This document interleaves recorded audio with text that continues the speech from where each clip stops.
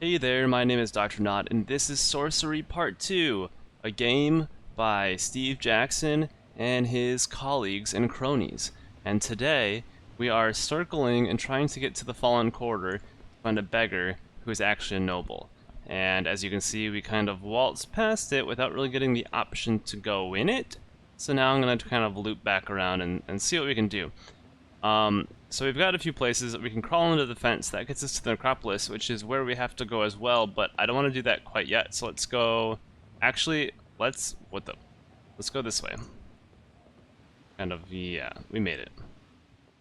You make your way through the wasteland towards a church. Most of the building is in ruins, but a tall steeple still reaches for the sky.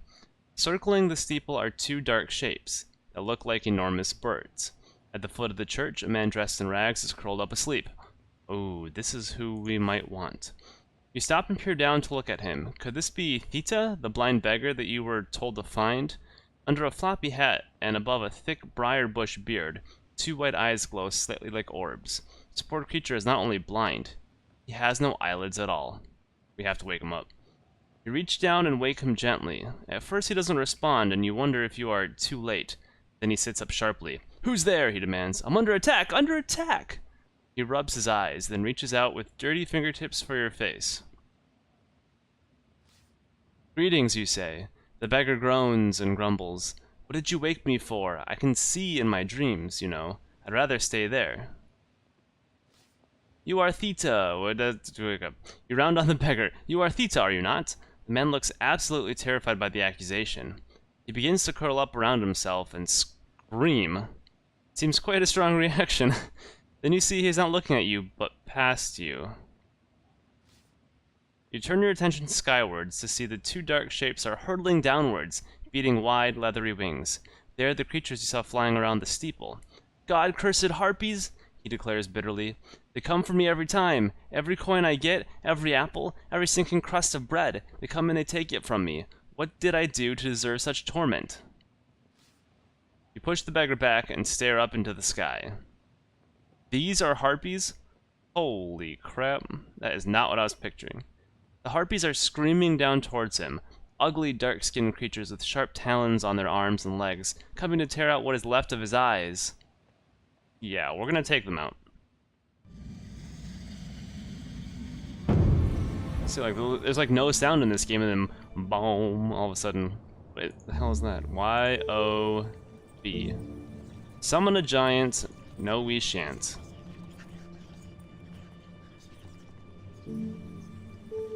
How about some fireballs? We can do that. Let's do that.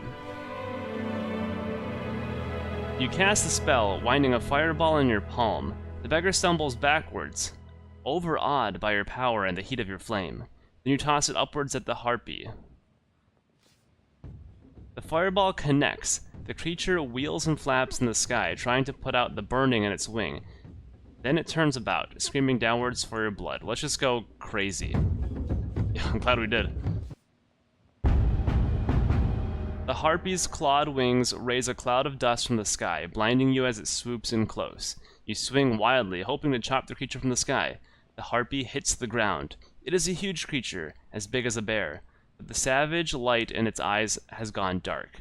The beggar darts forward to jab it with his stick, but there is no time for celebration, as the second creature is already searing down from the sky. You gather your strength for the next battle. This one is strong. This one's as strong as us. So let's defend this first one. Take a hit. The second harpy swoops low, screaming out for blood. You drop behind a ruined pillar. The harpy rips you with savage teeth. "Don't let him get you," cries the beggar unhelpfully. The harpy wheels up and turns about, ready to strike. "Look out!" cries the beggar. "He's going for your head!" I don't know why I sounded like Count Chocula there, but let's go. Yeah. You pause, watching for the harpy's wings to open. Then you launch forwards. You slice with your sword, cutting it out of the air, sending it tumbling backwards into the ruins. The harpy dribbles dark blood as it flies. I think if we go all out, as long as it doesn't defend, we've got it here. Alright, I'm gonna have to defend on this one. Leaping up from a defensive position, you aim for the harpy's skull, but it is well away from your blade. So when I defend, I still get hit. When it defends, nothing? So I'm gonna defend here. Or, I don't know. You fall back. The harpy wheels about, then dives at great speed, but you stay covered. It darts away up into the ancient rafters. Think we can do this? Oh my god, we're on the wrong freaking... okay, so here's what we're gonna do. See, like, my thing doesn't do anything to it. Swinging up from a defensive position, you charge for the harpy's leathery wings, but it is far off the ground. The creature hovers just a little out of reach, talons stretch. So when it defends and I attack, nothing. When I defend and it attacks, -1. Alright, so we're kind of like on opposite attack-defend things right now, so I'm going to defend twice and then attack. You drop into a crouch. The harpy tries to slice you with its talons, but you duck out of the way just in time. It moves swiftly to perch on the steeple. Yeah, so okay, here's defending. Now I think I should be able to overpower it on this one. You stay crouched. The harpy circles you, threatening but not trying to attack. It screams as it crosses the sky. Oh my god, no! Then the harpy is screaming in low. Look out above, cries the blind beggar. Your own wild swing is knocked aside by its strong arms. Its talons rake down your back as the creature overcomes. Jeez. You drop into a crouch. The harpy dives towards you, but you repel it with your blade. I'm going to defend one more time. Alright, we have to knock it this time. Really big. You stay close to the dirt. The harpy circles you, calling out but not swooping. It flaps upwards, but then looks down with beady eyes, ready to drop down on you. Surely it can't have this much... I was going to say. Alright, be dead. Suddenly, you reach out. You hold your ground as the harpy swoops, driving your sword blade up into its belly from underneath. With a final turn through the air, the harpy barrels over and tumbles, striking the side of the church. As it hits the ground, a wall collapses and the creature is buried beneath a slide of masonry. The beggar cheers and begins to dance. 8 stamina lost. Shameful. The beggar creeps out from his hiding place and thanks you 2 or 3 times over. Lord Theta, I'd like to talk to you. He sighs. That's my name, I don't deny it, he replies. I'll talk to you. I'll talk to you happily. Ever since the blindness struck me down, I've been tormented by those demons, and now they are dead. You have saved me, or as much as I can be saved.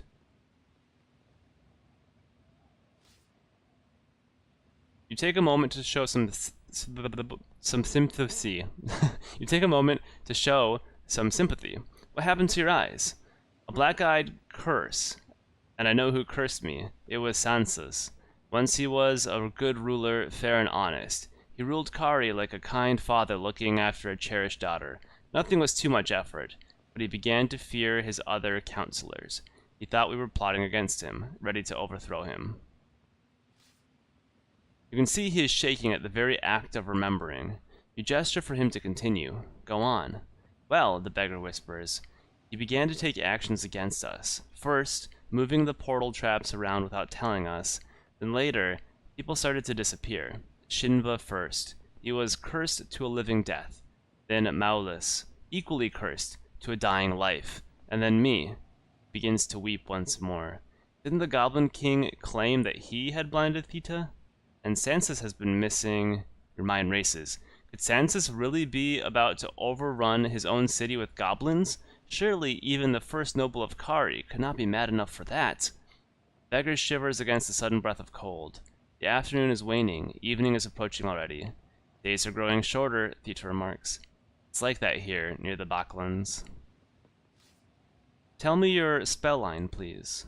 Happily, he says. I'm glad to be rid of it. It was... Oh no, my memory is not as good as it was. Let me see, it was... He racks his brains, thinking for all he is worth.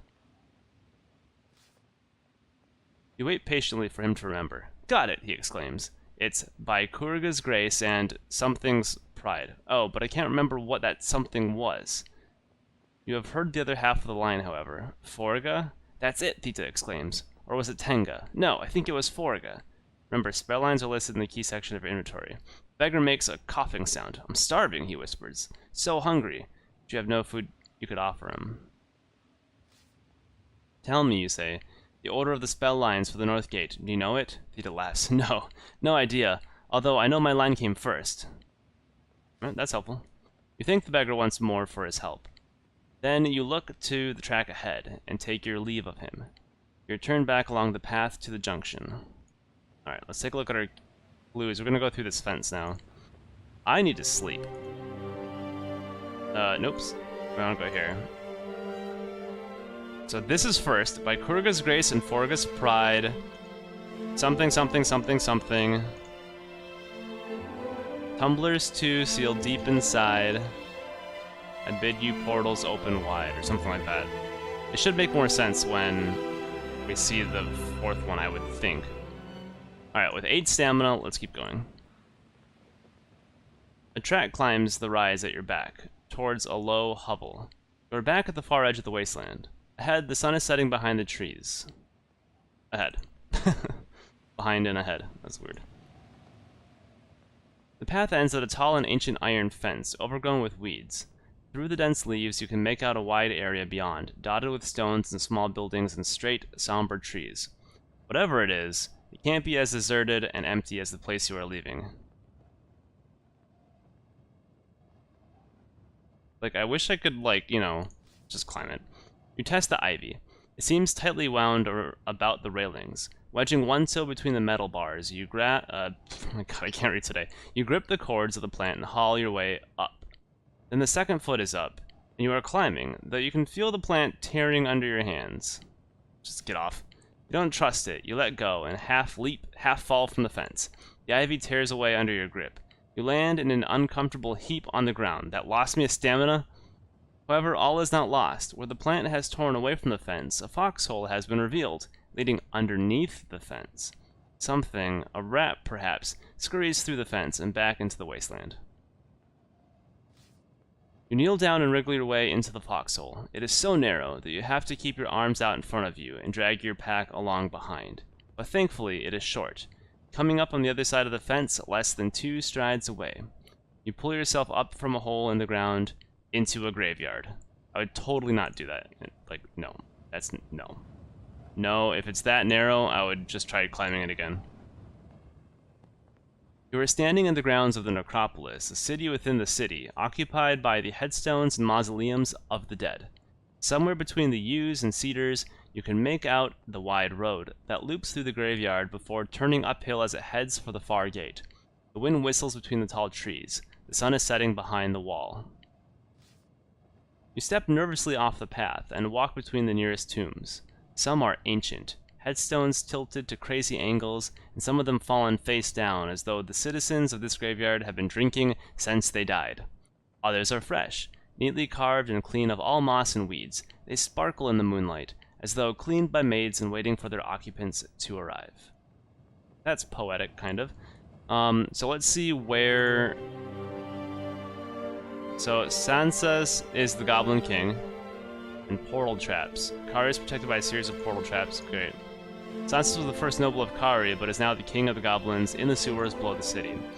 Okay. Lord Shinva is dead and buried.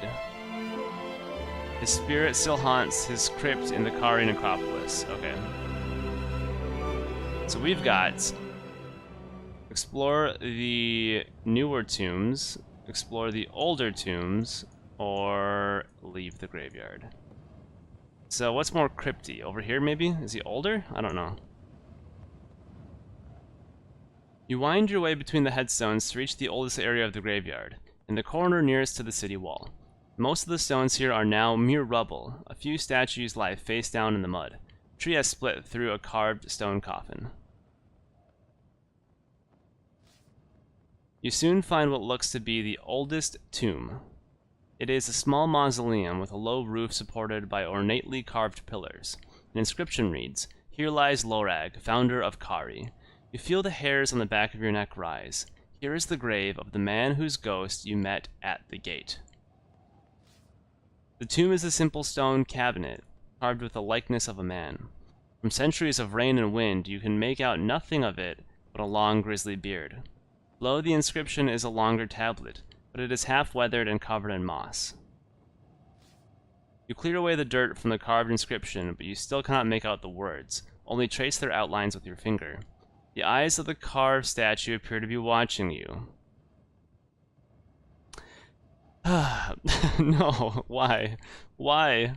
Why? You look closer at the carved man, but notice nothing more. It is just an engraving of an old man in a serene death pose. If this really is the grave of the founder of Kharé, the chances are he did not die quite so peacefully.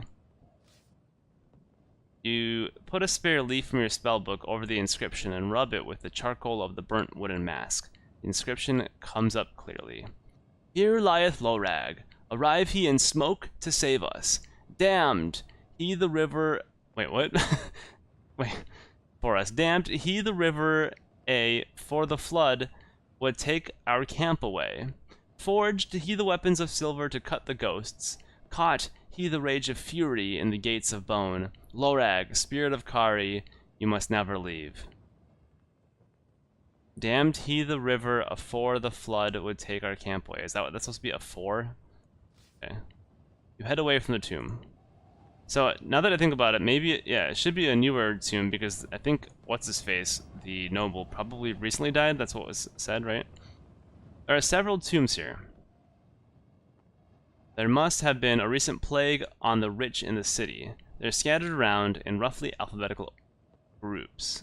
So, A through F, oh frick, I can't remember his name now. G through N, O, and U through Y. Just a second, what's his name? Shinva. Nope. Click. Okay, so we're going O through T. Explore the tombs of Oxel to Tamarin. You look from one headstone to the other. A few catch your eye, though you cannot immediately say why. Well, let's see. Shinva's mausoleum. You approach Shinva's mausoleum. Carved above its door is, Here rests Lord Shinva, 5th noble of Kharé. Your heart hammers. Is this the undead noble you were warned you would need to find? Of course it is. Let's step inside.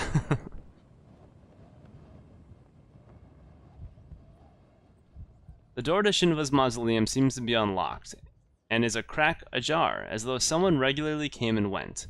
Just in front of it is a ring of little mushrooms growing up against the front step of the mausoleum. You crouch down to look at the mushrooms. They look highly poisonous, not least because you cannot see a single insect crawling around or under any of them. Unusually, the ring itself is also perfectly circular in shape. In its center, something silver glints, a stake pushed into the soft soil. A stake. That's...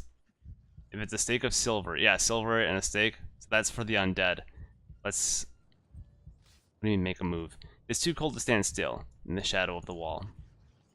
Jump over the ring, walk into the tomb. Let's do this.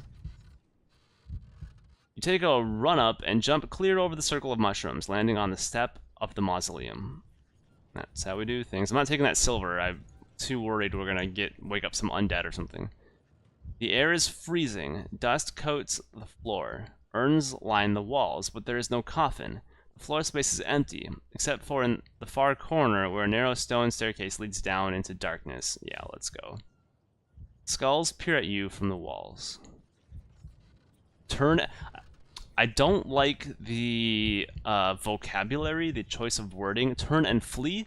It's not turn and leave, turn and leisurely walk out to get some ice cream. It's turn and flee. So I feel like that's foreshadowing something. Unafraid of what you might find below, you make your way towards the stairs. We should be afraid. We only have 7 stamina. But you must have stepped on some kind of switch, as behind you you hear a noise, and you turn to see the door is swinging shut. You stay back, not wanting to be crushed by the heavy stone door. It seals with a bang, and you are plunged in darkness, filled only with the sound of your own breathing. And one other noise. A distant rattle of chains. God. The echo of the slamming door circles the room. Things are moving across the flagstones. Yeah, pray for aid from slang. Great. If we can make it a little lighter, that would be helpful, probably, but I don't want to use any of my stamina, you know? So, D-O-P. No, I want to stay in here. I want to see what happens, but I need some light. Float in the air? Alright. You cast the spell, reducing your body weight to that of a feather. Hopefully that should prevent you walking across any more traps. No, that would have been helpful before. The darkness is absolute. Anything could have your throat in this gloom. Let's pray for aid. You close your eyes and raise a fervent prayer to slaying. For a moment, you do not think it is heard, and then somewhere underground you hear a mighty crash, as though a heavy weight had fallen from a fraying rope.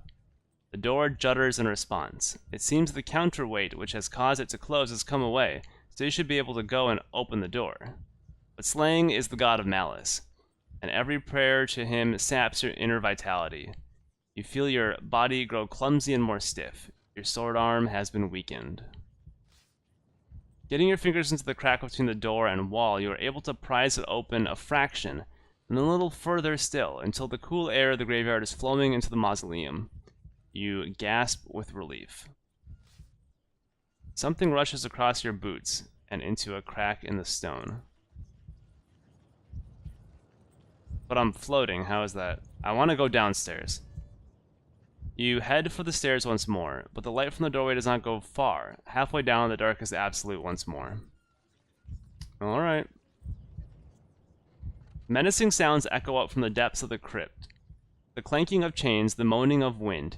It is as though a tortured soul paces the flagstones of this place. We need lights. It's probably just, what's his face? Shinva? But we need to be able to see. I don't want to get attacked. Sun, there you go. Damn it!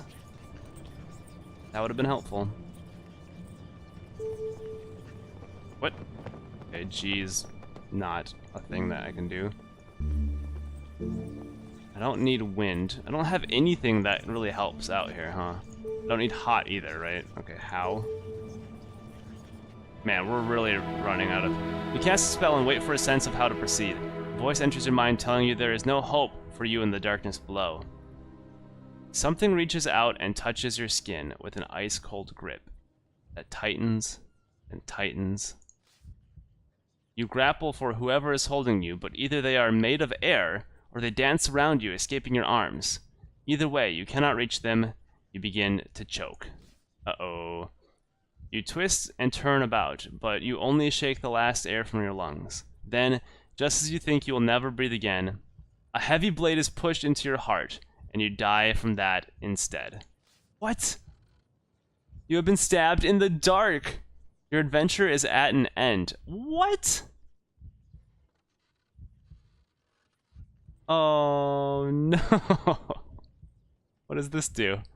I just have to rewind? Oh, that's unfortunate. Don't know why I'm laughing. Okay, well, what do we do with this?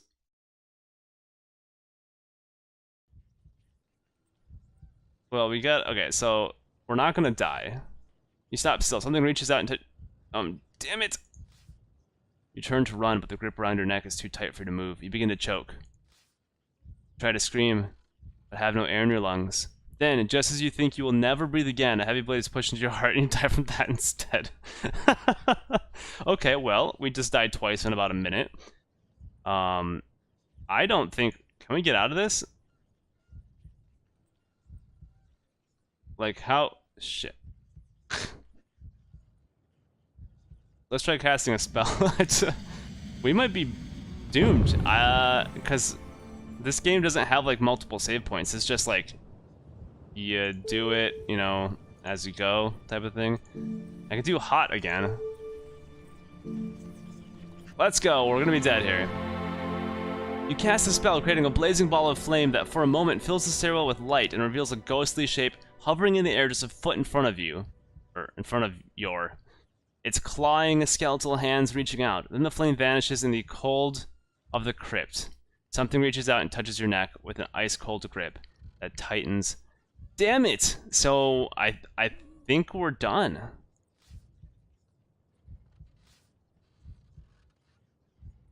Can I can't rewind any further, can I? Can I rewind? Oh, yeah, we can. Whoops. So how am I doing this? Oh, wait, how am I doing this? Oh, there we go.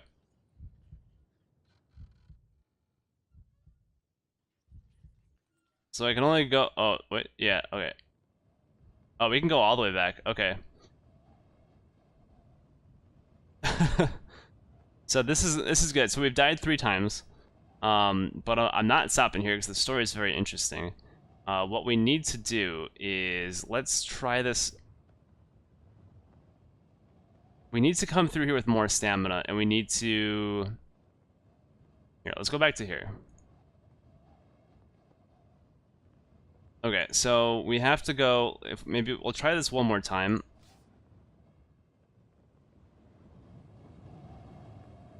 We have to play this properly. So let's try... Let's try what's going on up front here. Crouch down to look at the mushrooms. They look highly poisonous, not least because...